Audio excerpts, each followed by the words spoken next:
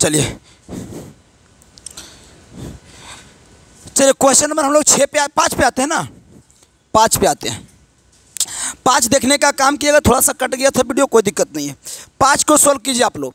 x 8 3 3 बराबर 0, तो x का मान निकालिए फटाफट। सब लोग सोल्व कीजिए। ऑप्शन लेते हैं 3, ऑप्शन बी में 8, ऑप्शन सी में 24, ऑप्शन डी में 0। क्या आएगा?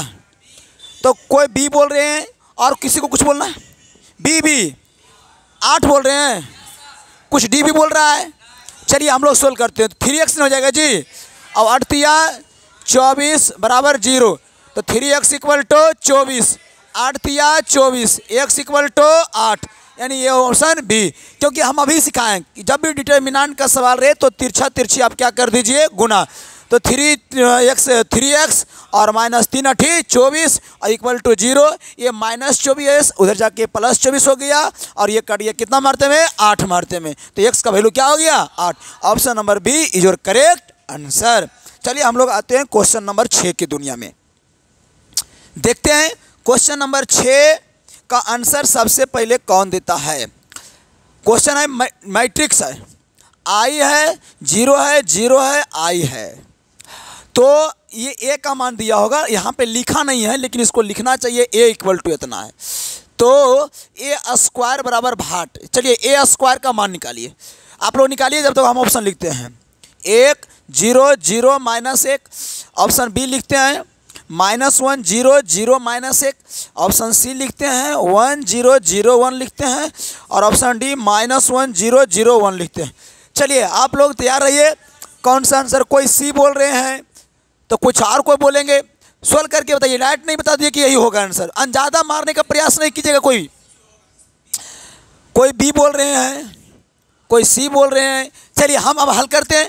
हमें a स्क्वायर चाहिए, तो a गुने a लिखेंगे, तो a का मान है i 0 0 i, फिर इसका लिखेंगे i 0 0 i, और इसको मल्टीपल करेंगे ना, तो क्या करेंगे?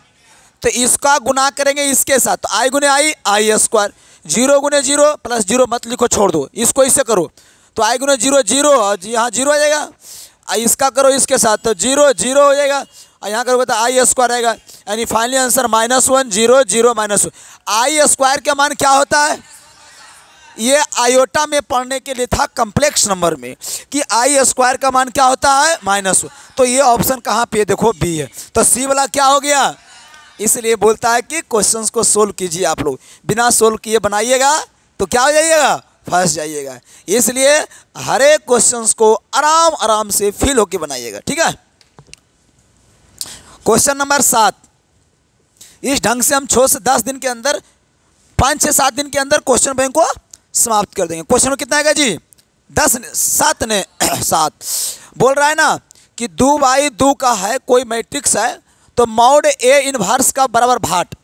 देखिए बहुत अच्छा क्वेश्चन है, मॉड a इनवर्स बराबर भाट। बताइए क्या होगा? ऑप्शन ए में देखिएगा मॉड a होगा, ऑप्शन बी बताइएगा 1/मॉड a होगा, ऑप्शन सी बोलिएगा 0 होगा, ऑप्शन डी बोलिएगा 1 होगा। बोलिए कौन सा आंसर होगा इसका? बोलिए ए कि बी कि सी कि डी? तो कोई ए बोल रहा है, तो कोई बी बोल रहा है, और बोलिए। सब पढ़ाया हुआ चीज़ है। तो आपका आंसर हो जाएगा 1/मॉड a। क्या हो जाएगा? 1/मॉड a। अगर मॉड a इनवर्स आपसे पूछेगा तो आप बोलिएगा 1/मॉड a। क्या बोलिएगा?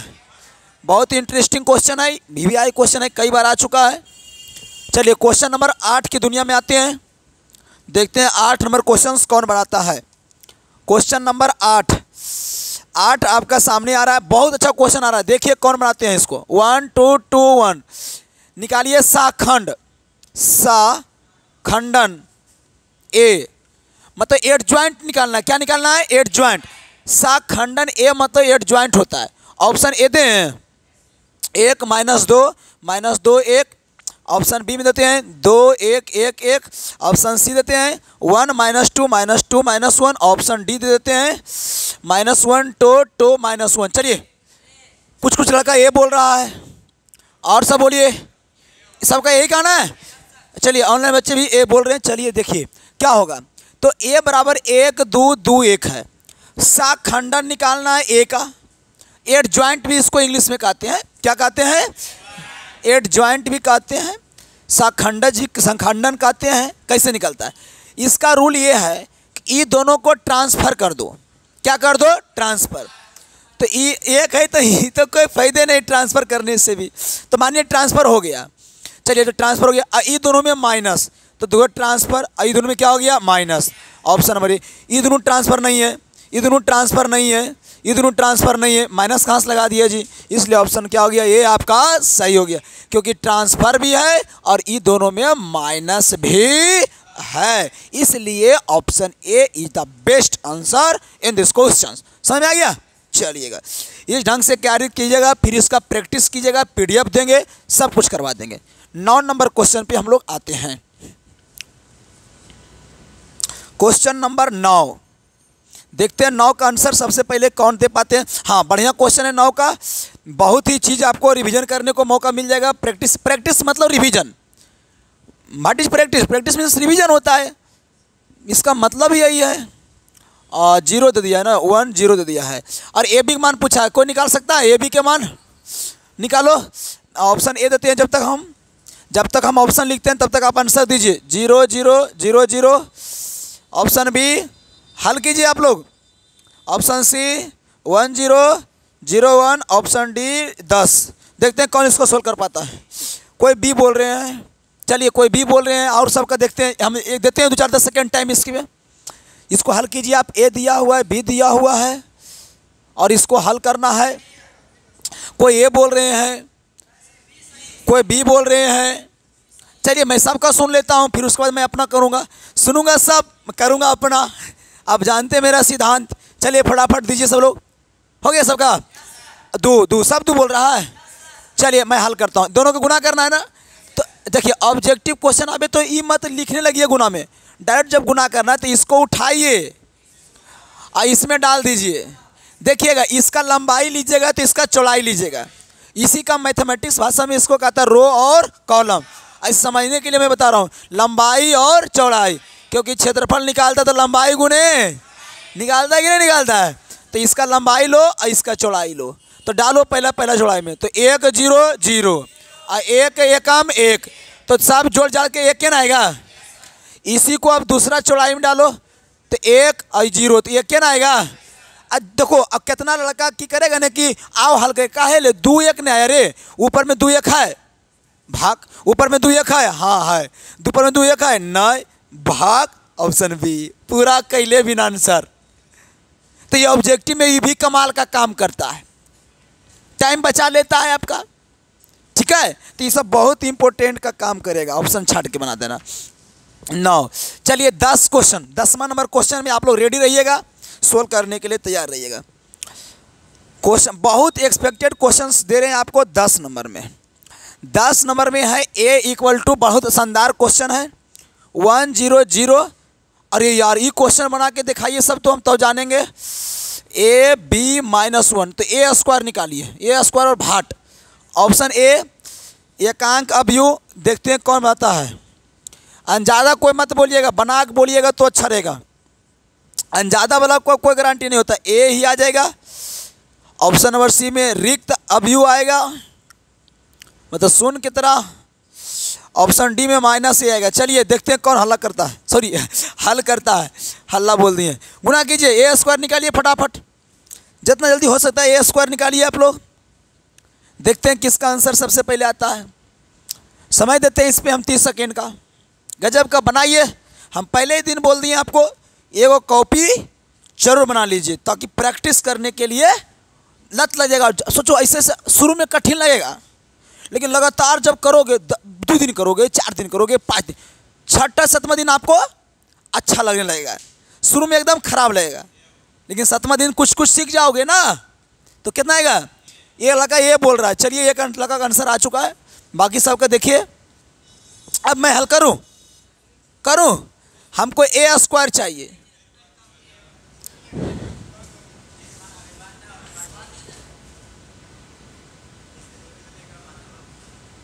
अच्छा, तो ऐसे क्यों हो जाता है जी,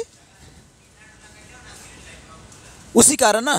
तो वीडियो जब तक अपलोड होना चाहिए, होना चाहिए। अच्छा, कोई लड़का यहाँ बैठ जाएगा, कोई दिक्कत होगा तो उसको थोड़ा सा संभाल लीजिएगा, ठीक है।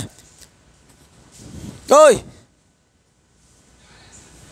कहाँ? चलिए, तो हम लोग एकांक अवयव है, ए है, ये है, ये है, चारों में कौन सा आंसर आया जी? एकांक। चलिए हम लोग गुना करते हैं। ए तो है ये, एगो ए और लिख लो, 1 0 0 0 1 0 और ए बी -1 दोनों को गुना करना है। तो गुना करना देखिए कैसे करें। ई लंबाई को उठाएंगे और इस चौड़ाई में डालेंगे, तो 1 गुने 1 1, जीरो मत लिखो, जीरो मत लिखो, छोड़ दो। इसी को दूसरा में डालो तो जीरो मत लिखो, जीरो मत लिखो, जीरो मत लिखो। चलो इसको इसमें डालो, 0 0 0। क्या समझ में आ रहा है? तो 1 0 0 यानी लग रहा है कि थोड़ा बहुत। तो पहले नंबर ई तो नहीं, अच्छा ई भी आ सकता है जी, देखो नहीं आ सकता अभी, लेकिन ई नहीं आ सकता है। ई तो कट गया, ई भी नहीं आ सकता, रिक्त कट गया, 2 ऑप्शन तो पहले कट गया, अब ई दोनों बच गया है। तो रुकिए डिसाइड करते हैं। अब इसको लेंगे तो डिसाइड हो जाएगा, इसको इससे गुना करो तो 0 0 0 0 0, ये भी 0 आ गया। अरे अभी भी इसका भी चांस बन रहा है। अच्छा इसी को आप दूसरा में डालिए तो 0 1 और यहाँ कितना जाएगा 0 यानी 1, यानी इसका भी ऑप्शन बन रहा है। इसी को तीसरा में डालिए 0 0 0, ये भी 0 आ गया, यानी कि इसका भी अभी हिम्मत है बचा हुआ, अभी भी इसका फासला खत्म हो जाएगा। देखो 0 सॉरी ए अब गुने करेंगे मान लिए 1 में तो ए ना आएगा ए, और 0 और ये -a, तो a में से a गया तो ये भी क्या आ गया 0, और जैसे ही 0 आया तो हम बोलेंगे ये तो हो नहीं सकता, ऑप्शन 1 बच गया है, हम पूरा हल भी नहीं करेगा। ये आपके पास आना चाहिए दिमाग, तो ना टाइम बचेगा। क्या छोटा? एकांक अवयव उसे कहते हैं, जैसे हलो हला कर पूरे सोल्व कर देते हैं। तो इसका तो 0 आ गया, इसी को गुना करो सेकंड में तो 0 b अब -b भी क्या आ जाएगा 0, और 0 0 -+1। एकांक अवयव उसको कहते हैं जिसका विकर्ण का सारा एलिमेंट 1 होता है, विकर्ण के सारा एलिमेंट 1 होता है, बाकी सब 0 होता है, उसे हम लोग एकांक अवयव कहते हैं, यूनिट मैट्रिक्स कहते हैं। समझा? कोई दिक्कत? आइडेंटिटी मैट्रिक्स कहते हैं। ठीक है, अब हम लोग क्वेश्चन नंबर 10 में बढ़ेंगे जी। 10 हो गया ना, 11। बहुत अच्छा, नंबर पे आप लोग ध्यान देते रहिएगा। क्वेश्चन नंबर 11 बहुत अच्छा क्वेश्चन आ गया, d² वाह क्वेश्चन है। x क्यों dy/dx के होल स्क्वायर बराबर x4। बताइए कोटि कितना है? कोटि कितना है?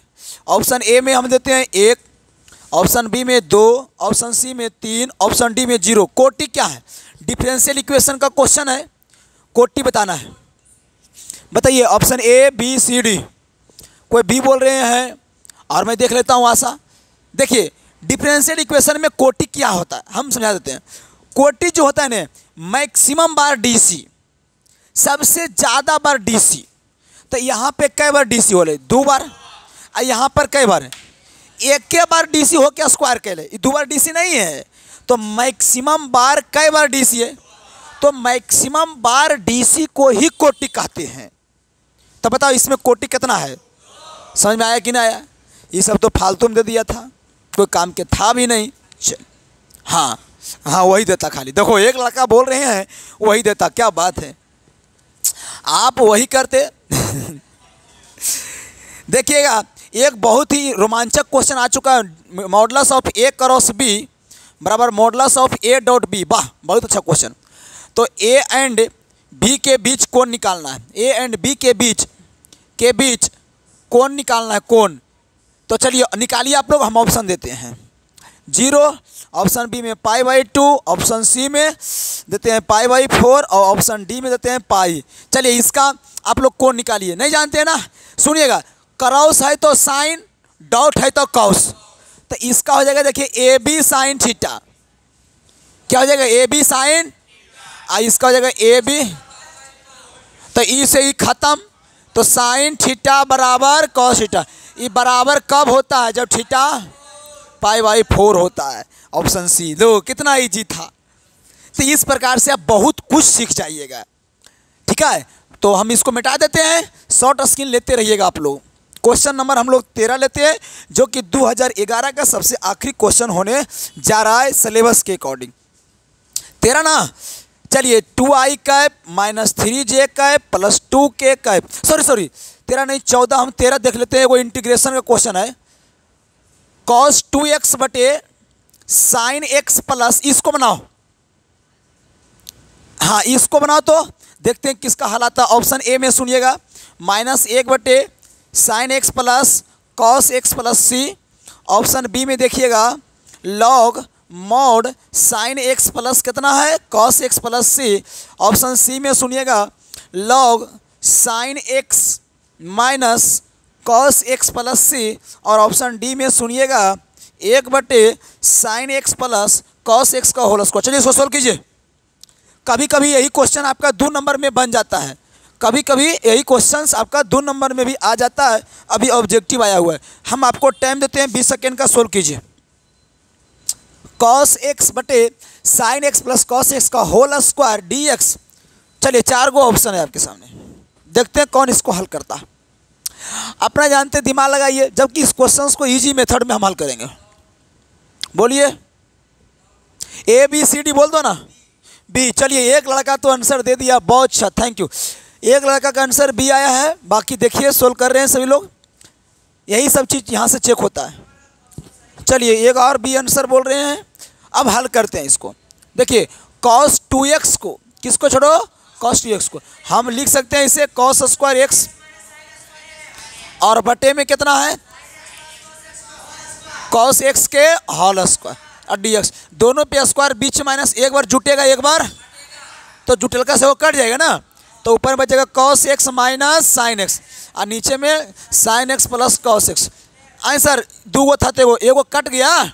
अब देखिए नीचे मानिएगा तो ऊपर वाला कट जाएगा, नीचे जब मानिएगा तो ऊपर वाला क्या होएगा, क्योंकि साइन के cos, cos के माइनस साइन dc, तो हो जाएगा 1 बटे जेड लॉग जेड, यानी लॉग इतना, लॉग इतना। समझा कि नहीं समझा।